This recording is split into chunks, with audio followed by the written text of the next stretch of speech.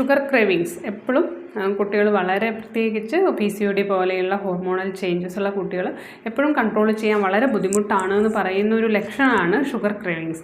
പലതും കഴിക്കാൻ തോന്നുക, കൺട്രോൾ ചെയ്യാൻ പറ്റുന്നില്ല, ചോക്ലേറ്റ് കഴിക്കാൻ, എണ്ണക്കടികൾ കഴിക്കാൻ, മധുരം കഴിക്കാനൊക്കെ തോന്നുക, അതെങ്ങനെ നിയന്ത്രിക്കണമെന്ന് മനസ്സിലാവുന്നില്ല. അത് കഴിച്ചില്ലെങ്കിൽ വളരെ തരത്തിലൊരു മാനസികമായിട്ട് തന്നെ നമുക്കൊരു സ്ട്രെസ് ആവുന്ന അവസ്ഥ വരുന്നു എന്നുള്ളതല്ല. അപ്പോൾ കഴിഞ്ഞ ആഴ്ച എൻ്റെ അടുത്ത് വന്ന ഒരു കുട്ടി, 30 വയസ്സുള്ളൊരു കുട്ടിയാണ്. അതൊരു 4 വർഷം 5 വർഷം മുൻപ് PCODയുടെ എല്ലാ ലക്ഷണങ്ങളും, വളരെ ഡിലേഡ് സൈക്കിൾസ്, വെയിറ്റ് ഗെയിനൊക്കെ എല്ലാ ലക്ഷണങ്ങളും ഉള്ള ഒരു കേസായിരുന്നു.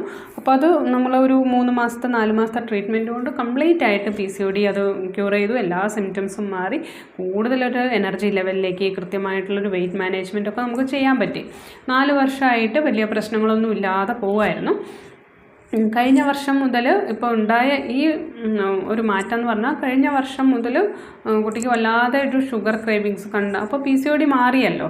അപ്പോൾ PCODയുടെ പ്രശ്നങ്ങളില്ല, പീരീഡ്സ് കൃത്യമായിട്ട് വരുന്നുണ്ട്, വെയിറ്റ് അധികം ഇല്ല, അപ്പം എല്ലാം മാറി എന്നുള്ള വിശ്വാസത്തിൽ ആ ഷുഗർ ക്രേവിങ്സിനെ കുട്ടി ശ്രദ്ധിച്ചതേ ഇല്ല. ധാരാളം കഴിക്കാൻ തുടങ്ങി, ചോക്ലേറ്റ് കഴിക്കാൻ തോന്നി, ചിലപ്പോൾ 1 പപ്സ് കഴിക്കാൻ തോന്നും, 2 കഴിക്കാൻ, 3 പപ്സ് വരെ കഴിക്കാൻ തോന്നും.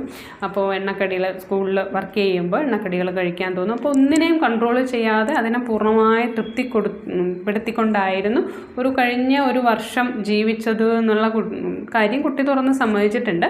അപ്പം ഈ വർഷം ഇപ്പോൾ ഒരു ഫെബ്രുവരി തൊട്ട് ഉണ്ടായ പ്രശ്നം എന്ന് പറഞ്ഞാൽ എക്സസ് ബ്ലീഡിങ്, വളരെയധികം മൂഡ് സ്വിങ്സ്, വെയിറ്റ് ഗെയിൻ, പെട്ടെന്ന് വെയിറ്റ് ഗെയിൻ വരിക. ഇതിനേക്കാളൊക്കെ പ്രശ്നമായത് കൂടുതൽ തുടർച്ചയായി നിൽക്കുന്ന ബ്ലീഡിങ്ങും വളരെ ഡിലേഡ് ആയിട്ടുള്ള സൈക്കിൾ. അതായത് 2-3 മാസം കൂടുമ്പോൾ ബ്ലീഡിങ് വരും.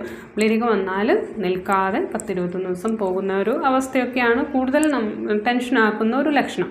അപ്പോൾ ഞാൻ ഇതിൽ നിന്ന് പറയാൻ ഉദ്ദേശിച്ചത്, ഷുഗർ ക്രേവിങ്സ് എന്നുള്ളത് ശരീരം പലപ്പോഴും കാണിച്ചു തരുന്നൊരു റെഡ് സിഗ്നലാണ്.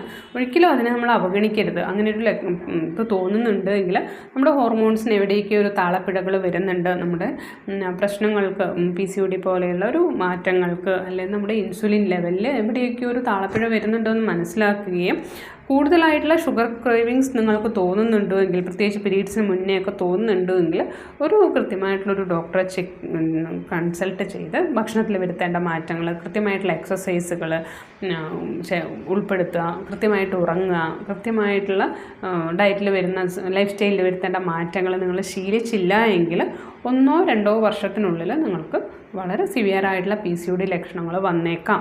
അപ്പോൾ അതിനെ തടയിടുക എന്നുള്ളത് നമ്മുടെ ഉത്തരവാദിത്വം തന്നെയാണ്. ഷുഗർ ക്രേവിങ്സിനെ ഒരിക്കലും തമാശയായിട്ട് കാണരുത്.